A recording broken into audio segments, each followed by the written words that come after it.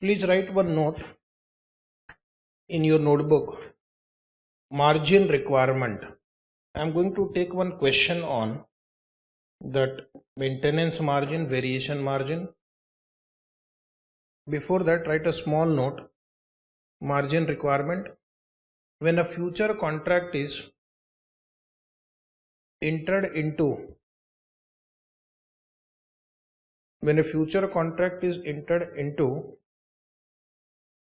between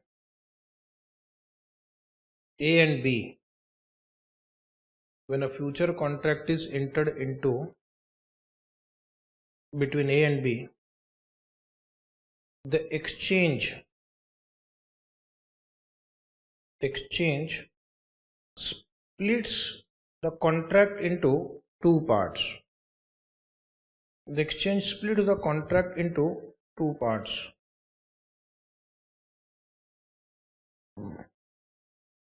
It becomes buyer to every seller.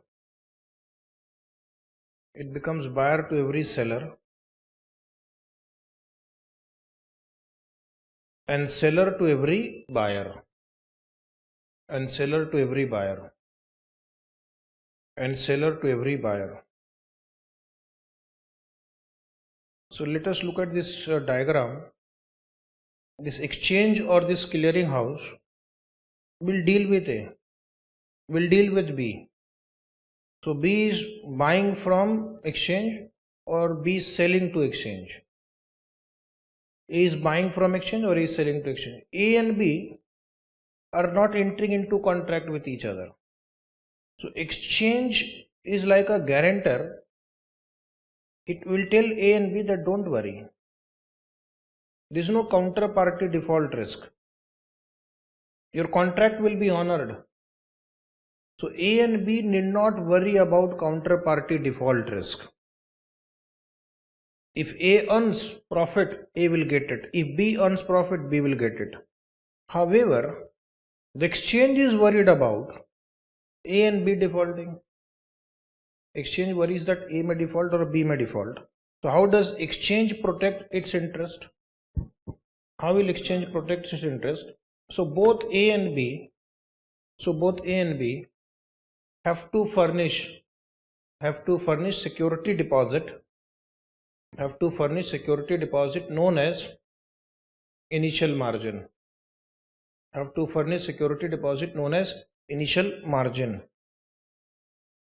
Now write down initial margin is equal to, how it is calculated?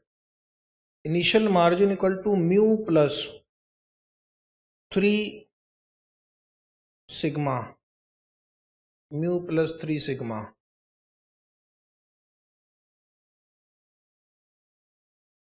Mu plus 3 sigma. Where mu is equal to, this is a sign of mu equal to average daily absolute change in the value of future contract. Average daily absolute change in the value of future contract.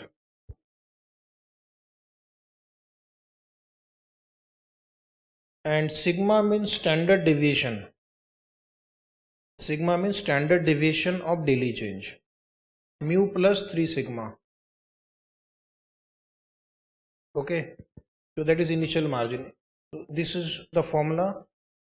Average daily absolute change in the value of the contract and plus 3 sigma, that is 3 times standard deviation of daily change. Now write down maintenance margin. How this will be calculated, and then we'll take an example on this concept. So write down, there is a minimum margin known as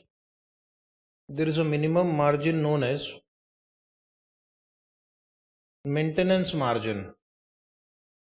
There is a minimum margin known as maintenance margin, below which margin should not fall. Below which margin should not fall. Okay, so this is your initial margin. and this is your maintenance margin. If the margin falls below maintenance margin, then you will be required to bring more margin. If the margin falls below maintenance margin, if the margin falls below maintenance margin, suppose you incur losses and your balance in that margin account falls below maintenance margin, there will be a margin call. There will be a margin call. So broker will give you a margin call and the trader will have to bring in variation margin. And the trader will have to bring in the variation margin.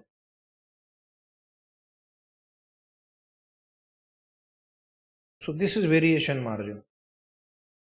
That is an amount required to bring in to bring the margin balance back to initial margin. To bring the margin balance back to initial margin. To bring the margin balance back to initial margin. Okay. Maintenance margin is required to hold the position. Maintenance margin is required to hold the position. Maintenance margin is required to hold the position. Because in case if you don't deposit that variation margin, broker will close your position. Okay. And then whatever is the loss you will suffer. That means you will be out of the game. Your contract will be squared off by the broker. He can't take the risk. So if the investor does not respond to what? The margin call, the broker would close out the investor's position. The broker would close out the investor's position by entering a reverse trade. By entering a reverse trade in the investor's account. By entering a reverse trade in the investor's account. By entering a reverse trade in the investor's account. So if you have suppose taken a long position and you have not paid that variation margin, the broker will take a short position on that future, close it. Okay. Maintenance margin is normally 75% to 80% of initial margin. Maintenance margin is normally 75% to 80% of initial margin. So if this is 10,000, this may be around 7,500 to 8,000. If your balance in this limit, no action is required. But if the balance falls below this, you have to bring money. If the balance goes above this, either you can withdraw or you can just keep it with the clearing house, that additional amount.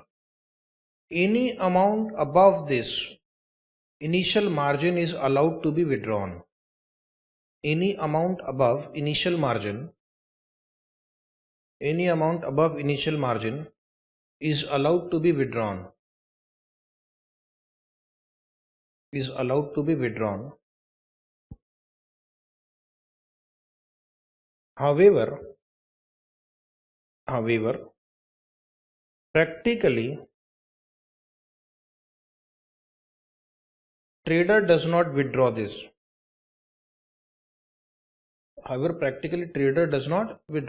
Because he says let it be, because even if the market goes down, he will not have the botheration of bringing money. Okay. So let it be with the clearing house. Once future contract is squared off, the margin balance after the last mark to market,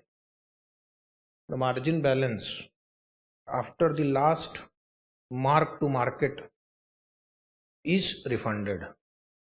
The margin balance after last mark to market is refunded. So in that case, whatever is the balance will be refunded. So what will be your gain or loss? No gain, no loss. There will be gain or loss. You have deposited some amount, you have received back some amount. So simply it is the difference between inflows and outflows, or the difference between the price at which you had entered into future contract and the last price at which you exited. Exit price and entry price will be compared. So next heading, write down how to calculate overall profit or loss. So we'll solve a problem where you will learn how to compute margin, then initial margin, maintenance margin, variation margin, and also profit or loss. So method 1 is to compare the entry price and exit price. Compare the entry price and exit price. Entry price means the price at which you had entered into the future contract. Exit price means the last price at which you squared off or closed your future position. Your profit or loss depends on whether you are a buyer or a seller, whether you have a long or a short position. So profit or loss equal to change in price. Change in this price means exit minus entry into lot size. Future comes in lots, 50 units, 100 units, and how many lots of future you have taken, number of contracts. Do you remember anything like this you have calculated in your SFM? Yes, method 2, right? Profit or loss can be computed. Profit or loss can be computed by comparing. Profit or loss can be computed by comparing cash outflow with cash inflow. Can be computed by comparing cash outflow with cash inflow. Whatever amount you have been paying and whatever amount you have been receiving, the net difference is your gain or loss. As simple as this. Write one small question. Have you noted? Write properly in reasonably good handwriting. So dear student, write one small question. Question, write down. This question is not there in ICI material. Lot size of Nifty index future is 250. But if margin is discussed in your notes, it means questions on margin can be asked. Lot size of Nifty index future is 250. Mr. N purchases March contract at 1364. Mr. N purchases March contract at 1364.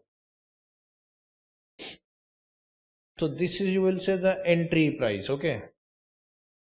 Purchases means long position. He has to pay 10% initial margin. If this is given in the problem, then you take that directly.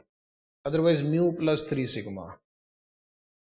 Nifty future rises to 1370.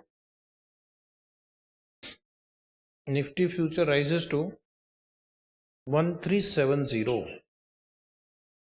What is the entry price? 1364. Exit price 1370.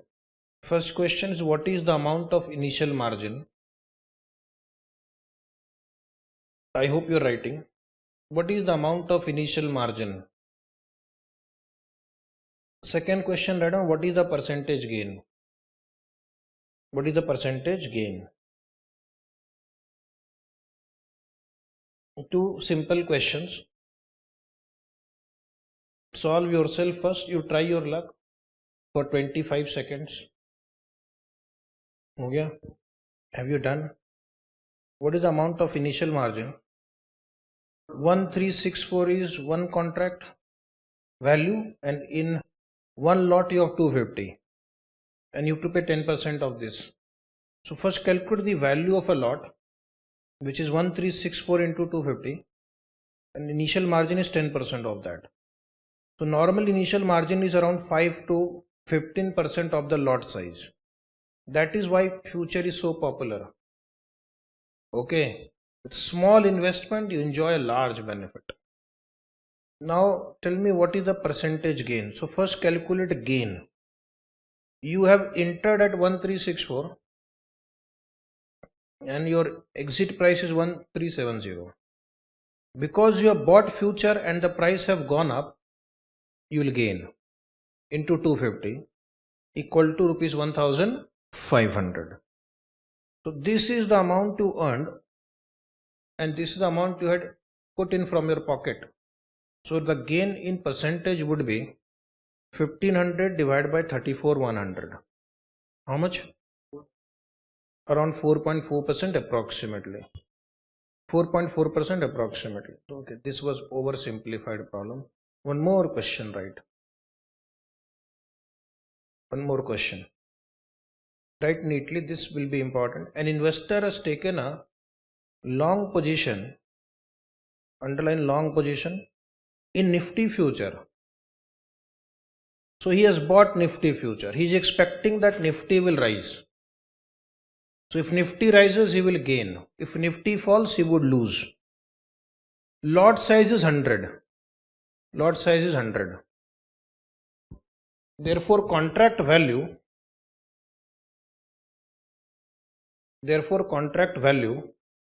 is 1310 into 100. 1310 into 100. So the lot size is 1,31,000. Initial margin. In the exam, they will give you initial margin is 8%. So in that case, you have to calculate it. I have written directly. Initial margin 8% of 1,31,000. Check. Is it 10480? And then they will give you maintenance margin is 6%. Maintenance margin is 6%. 6% of 1,31,000. Come on. Check. 7860. So if your margin balance goes below this 7860, then you will be required to bring more cash and bring it up to 10480. Index closed at falling levels on the next 5 days. Index closed at falling levels on the next 5 days. Write down day 1, 2, 3, 4, 5. Day 1, 2, 3, 4, 5. Closing price raised. Closing price 1340, 1360,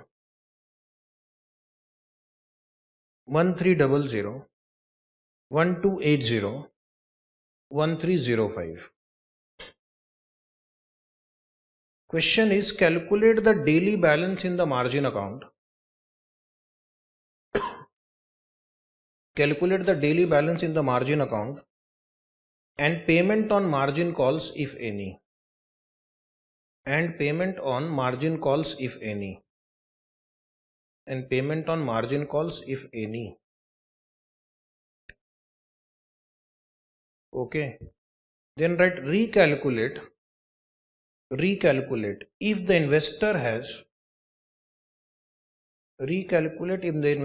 taken a short position.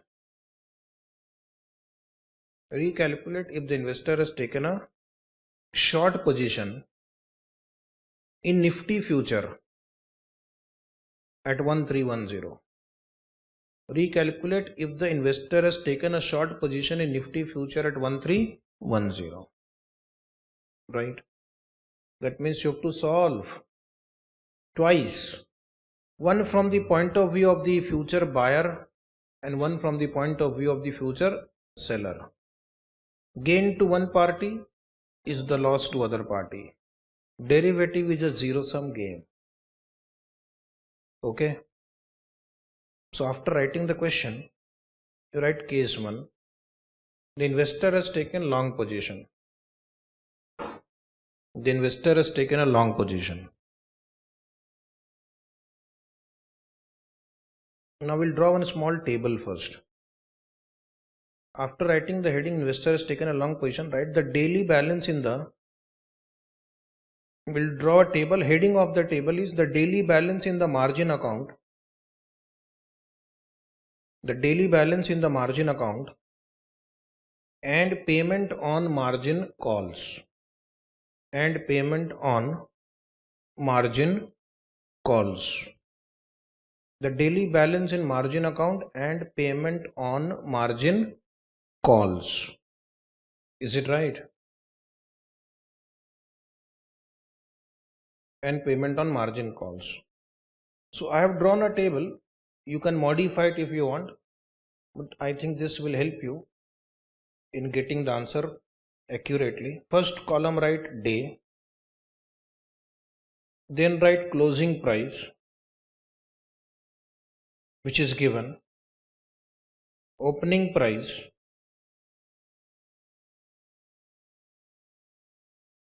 difference between these two is your mark to market margin. 2 minus 3 into 100, lot size is 100. These are the column numbers and how they are related. Column number 5 is opening balance in margin account. Opening balance in margin account.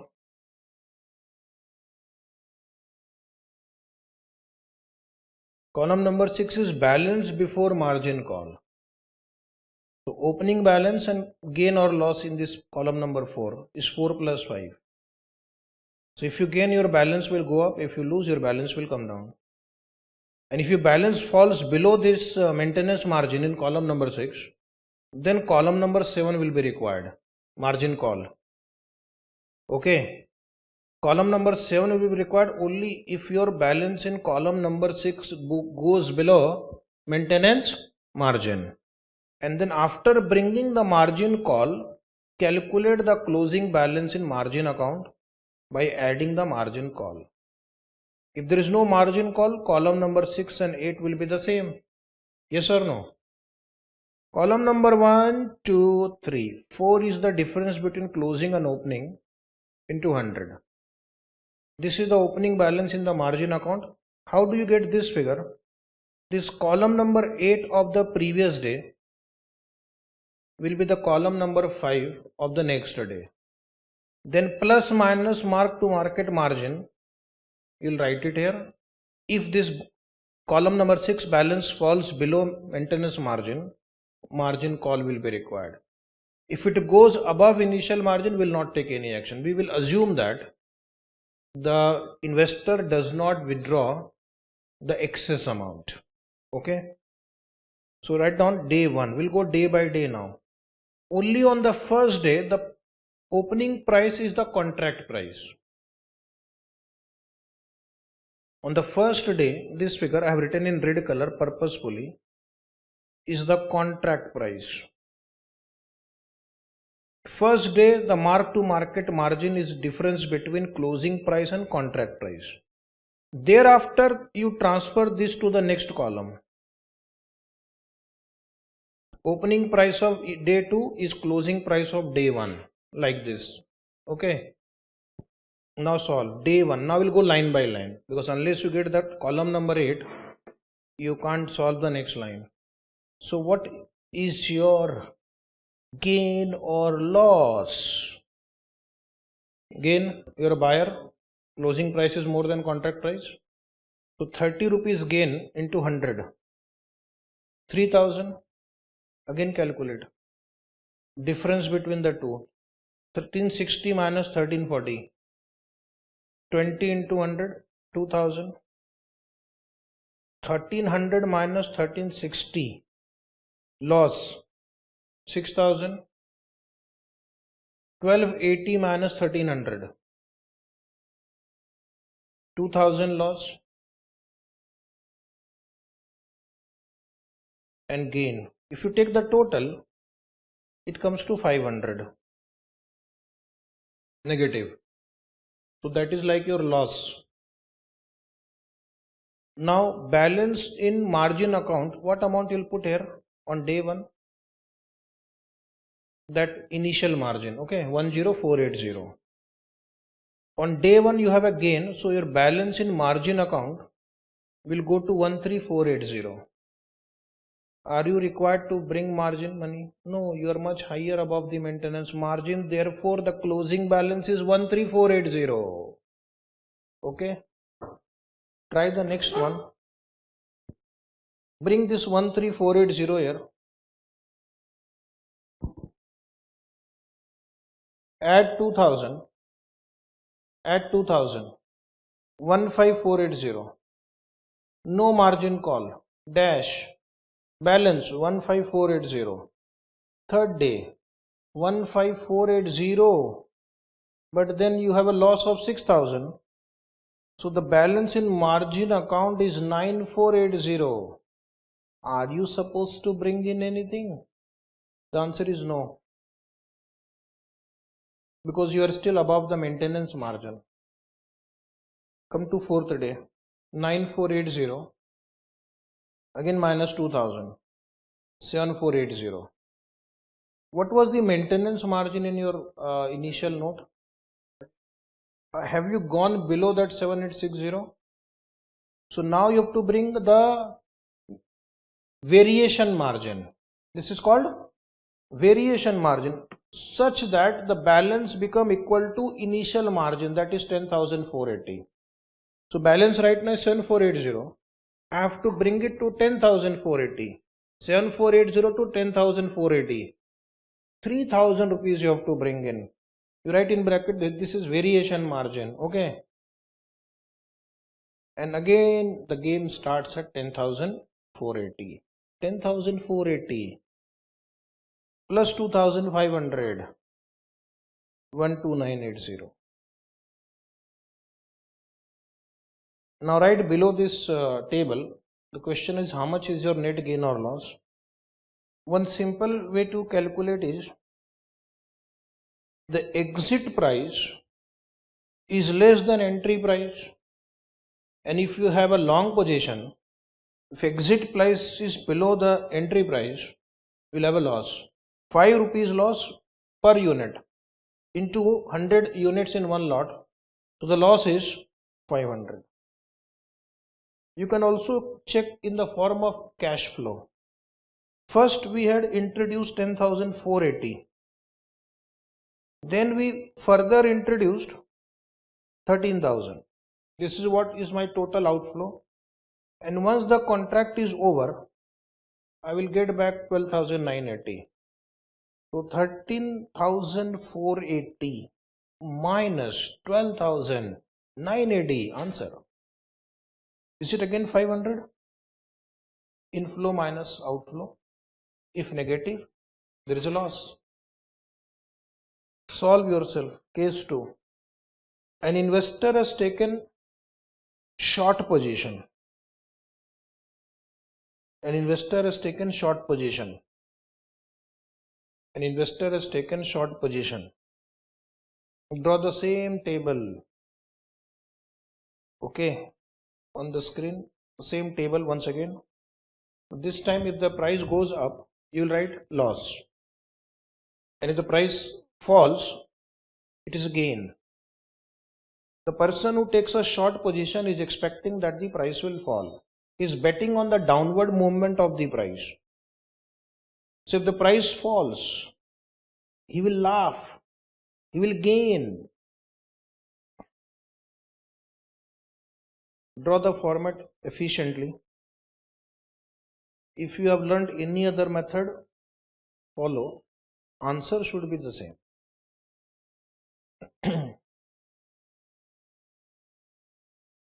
Done. First, have you drawn the format? Then write the opening price. Write the opening price. Write the mark to market margin. Complete column number 3. Same like previous one. Only on day 1 it will be the contract price. Closing price of day 1 is opening price of day 2. Compute mark to market margin, but this time be careful. You have taken a short position. Closing price is more. Market is moving up. Loss.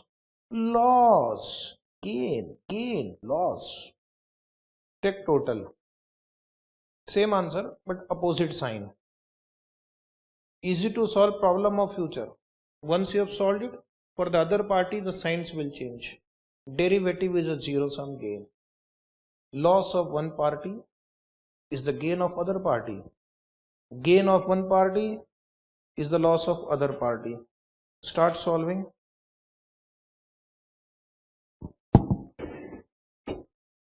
First 10,480 and you have a loss of 3,000.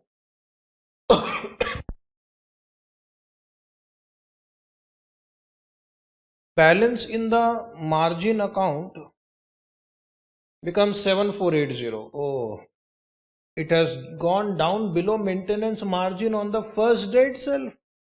So what we'll do? We will bring more cash. How much more? 3,000.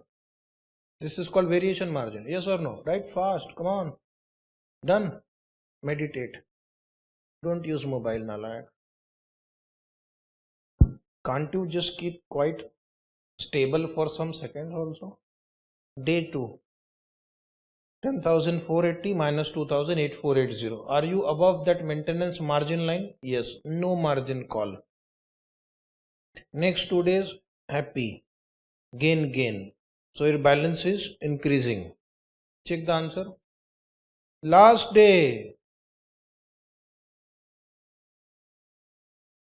Loss, but still 13980. 13980. Okay. So tell me, what is the gain or loss? 500 rupees. Write down profit is equal to his exit price is 1305, entry price is 1310. Exit price is less and you have a short position. You will make profit equal to rupees 5 into 100. We can also check by comparing inflow and outflow. What are his inflows and outflows? Outflow 10480 and 3000. This is what he paid as margin, and this is what he will receive on expiry of this contract. So take 13,980 minus 13,480. This is inflow. This is outflow. This is outflow. Inflow is more. So there is a net difference of 500 positive. Okay. Come back to your notes, the last paragraph of this wonderful chapter. Institutions and intermediaries, chapter name. And the last point is trading procedure of clearing houses. Already discussed in one earlier chapter in much detail. Same thing they are repeating. How this back office work of clearing houses operate. Clients have to open an account with the member of the exchange. When they want to trade in future, they instruct members to execute orders in their account. So first to open an account, give order to your broker member. The trade details are reported to the clearing house. The clearing house captures the data that this party has bought, this party has sold. If a member of the exchange is also a member of the clearing house, then he directly deposits the margin with the clearing house. If he is not the member, then he should route all the transaction through a clearing member for maintenance margin. So you will deposit money with your broker and he will deposit it with the clearing house. On the other hand also, the other party, counterparty, he will deposit with his broker, he will deposit with the clearing house. So this way clearing house collects the margin from both the parties. If the broker himself is doing the trading, he will directly deposit the margin with the clearing house. This chapter is over.